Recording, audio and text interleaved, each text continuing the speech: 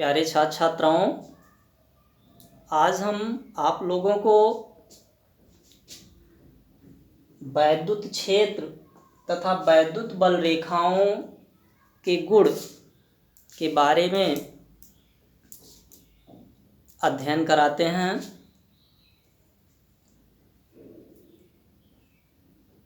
छात्रों, आपको मालूम है कि किसी बिंदु आवेश के चारों तरफ अपना एक प्रभाव क्षेत्र होता है,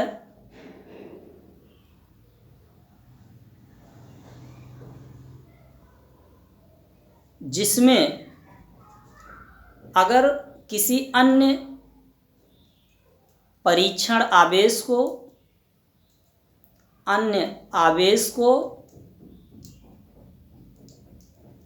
लाया जाए तो उस पर एक बल का अनुभव होने लगता है। लिया गया परीक्षण आवेश अगर समान प्रकृति का है तो प्रतिकर्षण बल का अनुभव होगा, विपरीत प्रकृति का है तो आकर्षण बल का अनुभव होगा। जो स्थिर बिंदु आवेश हमने लिया था उसके चारों तरफ का वह प्रभाव क्षेत्र जिसमें किसी अन्य आवेश को लाने में, किसी अन्य परीक्षण आवेश को लाने में परीक्षण आवेश पर आकर्षण अथवा प्रतिकर्षण बल का अनुभव हो, उस प्रभाव क्षेत्र को हम वैद्युत क्षेत्र कहते हैं। प्यारे छात्र छात्राओं, वैद्युत क्षेत्र के बारे में हम कह सकते हैं कि किसी वैद्युत आवेश अथवा आवेश समुदाय के चारों ओर का वह क्षेत्र जिसमें कोई अन्य आवेश अपने ऊपर आकर्षण अथवा प्रतिकर्षण बल का अनुभव करता है, वैद्युत क्षेत्र कहलाता है।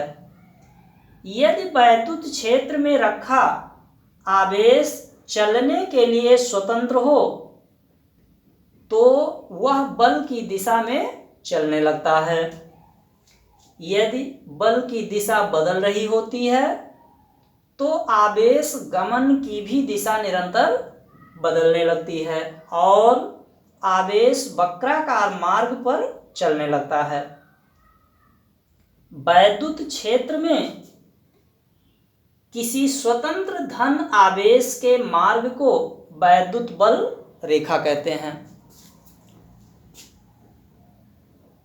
छात्र छात्राओं, अगर हम दो विपरीत प्रकृति के वैद्युत आवेशों को एक दूसरे से कुछ दूरी पर रख दें और हम किसी अन्य धन परीक्षण आवेश को धन आवेश के समीप लेकर आएं तो वह उसको प्रतिकर्षित करने लगता है। अगर हम उसको छोड़ दें, अगर हम उसको स्वतंत्रता पूर्वक छोड़ देते हैं तो वह निरंतर इस प्रकार से वैद्युत बल की दिशा में आगे की ओर बढ़ने लगता है और यह आगे की ओर बढ़ते बढ़ते जाकर ऋण वैद्युत आवेश पर समाहित हो जाता है।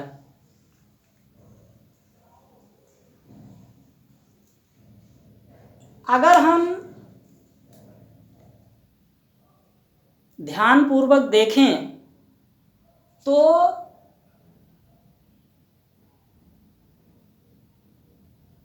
इन दोनों वैद्युत आवेशों के मध्य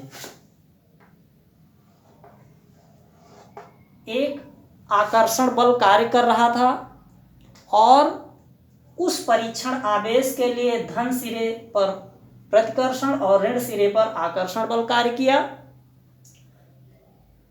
जिसके कारण ये क्या हुआ, एक स्थान से दूसरे स्थान पर स्थानांतरित होकर और ऋण आवेश में जाकर समाहित हो गया। छात्र छात्राओं, अगर इसमें कोई प्रभाव क्षेत्र कार्य ना करता, कोई प्रभाव क्षेत्र कार्य ना करता, तो वो आकर्षण या प्रतिकर्षण बल उस आवेश पर भी कार्य न करता और वह परीक्षण आवेश एक सिरे से दूसरे सिरे पर जाने में असमर्थ हो जाता। इसका मतलब कि इन दोनों आवेशों के मध्य एक प्रभाव क्षेत्र है और वह प्रभाव क्षेत्र ही क्या है, वैद्युत क्षेत्र है। ये परीक्षण आवेश चलने के लिए जब स्वतंत्र किया गया तो आप देख रहे हैं कि ये अलग अलग बिंदुओं पर अलग अलग दिशाओं में, यहाँ पे इस दिशा में, यहाँ पर इस दिशा में, यहाँ पर इस दिशा में, यहाँ पर इस दिशा में, इस तरह से भिन्न भिन्न दिशाओं में चलने के लिए स्वतंत्र हुआ। अर्थात इस वैद्युत आवेश के कारण उस आवेश पर बल की दिशा जो रही उसी की ओर वह आगे की ओर बढ़ता गया। अलग अलग स्थानों पर प्रभाव क्षेत्र कम कहाँ हुआ, कहाँ ज़्यादा हुआ, उस स्थान पर उस पर लगने वाला आकर्षण बल भी कम और ज़्यादा, उस पर लगने वाला आकर्षण बल की भी दिशा निरंतर बदलती रही और वह जाकर ऋण आवेश पर खत्म हुआ। इस तरह से अगर हम उस पर एक डॉटेड लाइन खींच दें तो वह जो है वैद्युत बल रेखा को निरूपित करने लगता है और इस प्रकार से परीक्षण आवेशों के मार्ग जो बने वो वैद्युत बल रेखा बना और इनके बीच में जो उस पर एक क्षेत्र का अनुभव किया गया वह वैद्युत क्षेत्र रहा। इस तरह से किसी वैद्युत क्षेत्र में किसी परीक्षण आवेश के चलने से एक वैद्युत बल रेखा की उत्पत्ति हुई। वह वैद्युत बल रेखा की अपनी कुछ विशेषता रही, वह विशेषता निम्नलिखित है। वैद्युत बल रेखाओं के गुण में हम उसे देखेंगे। वैद्युत बल रेखाएं धन आवेश से चलकर ऋण आवेश पर समाप्त होती हैं। जैसा कि हमने बताया कि कोई परीक्षण आवेश अगर ले लिया जाए तो किसी धन आवेश जो कि स्थिर आवेश है उसके समीप कोई अन्य धन परीक्षण आवेश ले लिया जाए तो वह क्या होता है, यहाँ प्रतिकर्षित होते होते आगे की ओर जाता है और ऋण आवेश के समीप पहुँचते पहुँचते आकर्षित हो जाता है। तो ये रेखाएं धन आवेश से चलकर ऋण आवेश की ओर समाप्त हो जाती हैं। बल रेखा के किसी भी बिंदु पर खींची गई स्पर्श रेखा उस बिंदु पर धन आवेश पर लगने वाले बल की दिशा को प्रदर्शित करती हैं। जैसा कि हमने आप लोगों को यहाँ पे चित्र बना के दिखाया कि वो क्या करती हैं, जब यहाँ से निकलता है तो उसकी दिशा कुछ और होती है, आगे बढ़ता है कुछ और हो जाता है आगे, लेकिन ये इस प्रकार से वृत्तीय पथ की भांति व्यवहार करेगा और एक स्पर्श रेखा अगर खींचे तो निरंतर दिशा बदलती रहती है। कभी भी उनकी दिशाएं एक दूसरे को काटने के लिए मजबूर नहीं होती हैं, एक दूसरे को काटने के लिए तत्पर नहीं होती हैं। तीसरा पॉइंट, कोई भी दो बल रेखाएं परस्पर काट नहीं सकती क्योंकि उस दशा में कटान बिंदु पर दो स्पर्श रेखाएं खींची जा सकेंगी और दोनों स्पर्श रेखाएं उस बिंदु पर बल की दो दिशाएं प्रदर्शित करेंगी जो कि असंभव है। अगर इस तरह से होता कि एक बल रेखा यहाँ पर और एक बल रेखा यहाँ पर होता तो इस तरह से किसी एक ही बिंदु पर दो वैद्युत क्षेत्र की दिशाएं हो जाती हैं और किसी बिंदु पर वैद्युत क्षेत्र की दो दिशाएं नहीं हो सकती हैं। वैद्युत क्षेत्र की दिशा एक ही होती है, वो भी कौन से, धन आवेश से ऋण आवेश की ओर। तो जब ये निश्चित हो गया कि धन आवेश से ऋण आवेश की ओर होगा, तो निश्चित रूप से वो क्या होंगी, इस तरह से व्यवहार करेंगी कि वो एक दूसरे को कहीं पर कट ना करें। नेक्स्ट पॉइंट है, वैद्युत बल रेखाएं खींची हुई डोरी की तरह लचकदार होती हैं व लंबाई में सिकुड़ने का प्रयास करती हैं। आप देख रहे हैं इस तरह से ये जैसे जैसे आगे बढ़ रही हैं वैसे वैसे क्या होती हैं, एक निश्चित दूरी पर तो फैलती हैं, लेकिन फिर क्या होती हैं, वो सिकुड़ने लगती हैं। तो जैसे जैसे उनकी लंबाई बढ़ती है वैसे वैसे क्या होती हैं, वो सिकुड़ने लगती हैं। धन से ऋण की ओर आते आते वो क्या होती हैं, बैठ जाती हैं। नेक्स्ट पॉइंट, वैद्युत बल रेखाएं अपनी लंबाई के लंबवत दिशा में दूर हटने का प्रयत्न करती हैं, इसी कारण समान आवेशों में प्रतिकर्षण होता है। कह रहा है कि लंबाई के लंबवत, आप देख रहे हैं ये उसकी लंबाई है और ये उसका लंबवत भाग है। तो यहाँ से अगर निकलती हैं तो यहाँ क्या होती हैं, इस तरह से हो जाती हैं, यहाँ जाके इस तरह से। जैसे जैसे वो लंबाई, ये आपकी लंबाई का सिरा है, लंबाई के लंबवत दिशा में जैसे जैसे बढ़ती हैं वैसे वो क्या होती हैं, दूर हटती जाती हैं। तो ये वैद्युत बल रेखाओं के विभिन्न गुण हैं, इन गुणों को भी हम ध्यान में रखेंगे। आगे हम आप लोगों को बताएंगे वैद्युत क्षेत्र की तीव्रता के बारे में। छात्राओं, वैद्युत क्षेत्र की तीव्रता, आप जानते हैं कि किसी स्थिर बिंदु आवेश के चारों तरफ एक वैद्युत क्षेत्र होता है, जिसमें किसी अन्य परीक्षण आवेश को लाया जाए तो उस पर आकर्षण और प्रतिकर्षण बल का अनुभव होता है।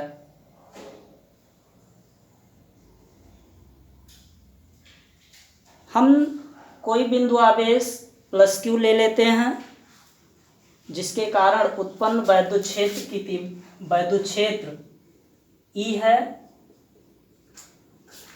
आप ये भी जानते होंगे कि किसी आवेश के चारों तरफ जो वैद्युत क्षेत्र या जो क्षेत्र उत्पन्न होता है, उसका दूरी बढ़ने के साथ साथ प्रभाव क्षेत्र में परिवर्तन आता होगा। यही प्रभाव क्षेत्र वैद्युत क्षेत्र की तीव्रता कहलाएगी। किसी आवेश, आप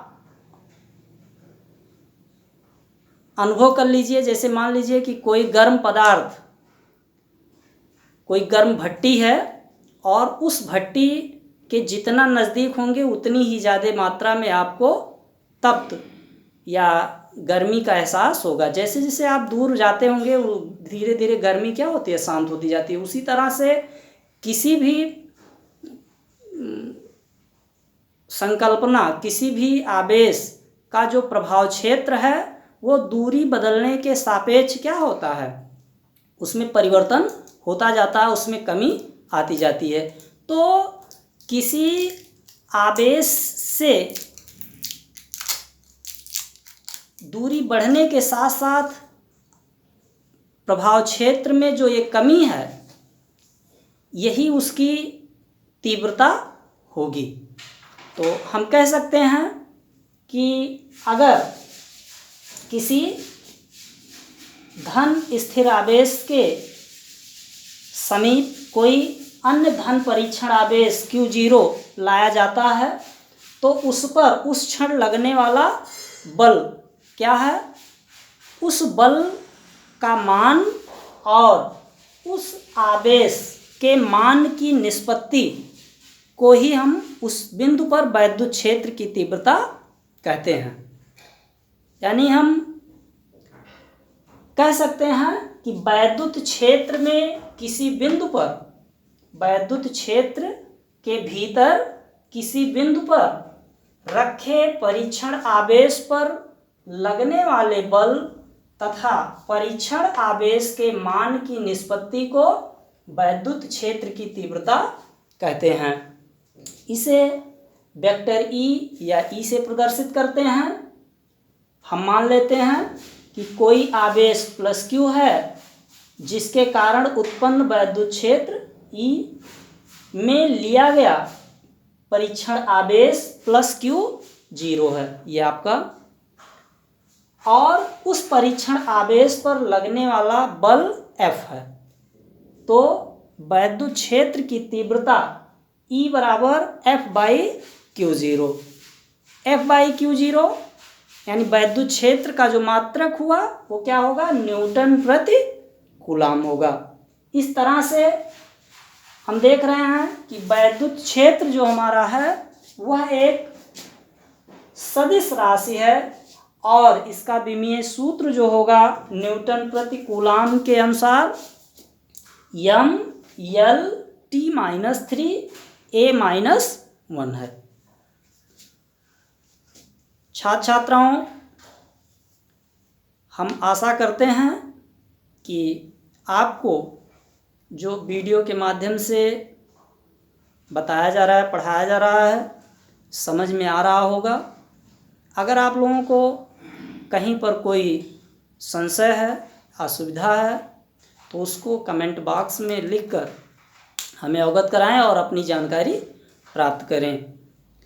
इसी के साथ कल हम नेक्स्ट पॉइंट लेकर आएंगे। तब तक के लिए आप लोग अपना अध्ययन जारी रखें। धन्यवाद।